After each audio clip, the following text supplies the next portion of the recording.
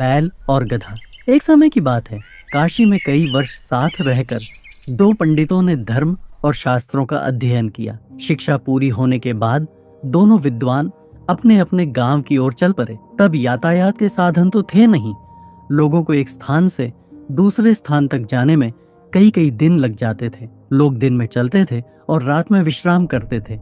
ये दोनों पंडित भी ऐसा ही कर रहे थे। एक बार दोनों नगर के सबसे धनी व्यक्ति के यहाँ ठहरे। उसने उनके रहने की व्यवस्था की और फिर अपने लोगों से कहा कि दोनों महानुभावों के भोजन का भी बंदोबस्त किया जाए। इस बीच समय पाकर धनी व्यक्ति दोनों के पास पहुंचा और उनसे चर्चा करने लगा। धनी व्यक्ति अनुभवी था।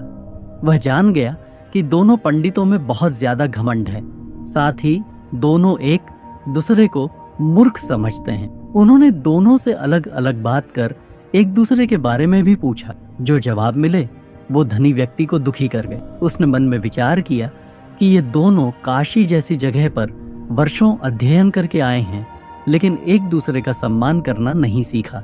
बहरहाल भोजन का समय हो गया था। धनी व्यक्ति ने दोनों को बड़े आदर पूर्वक भोजन कक्ष में बुलाया। एक की थाली में चारा और दूसरे की थाली में भूसा परोसा। ये देखकर दोनों पंडित आगाबूला हो गए। गुस्से में आकर कहने लगे कि क्या हम जानवर हैं जो ये चारा और भूखा खाएंगे? धनी होकर तुम हमारा अपमान कर रहे हो। ये लक्ष्मी द्वारा सरस्वती का अपमान है। इस पर उन्होंने बड़ी ही शांति से जवाब दिया। एक को थाली में चारा और दूसरे को भूसा परोसा गया है।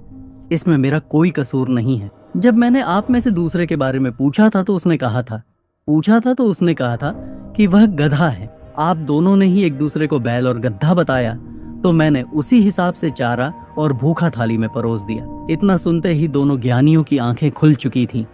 उन्हें अपनी गलती का एहसास हो गया था। उन्होंने उनसे क्षमा मांगी।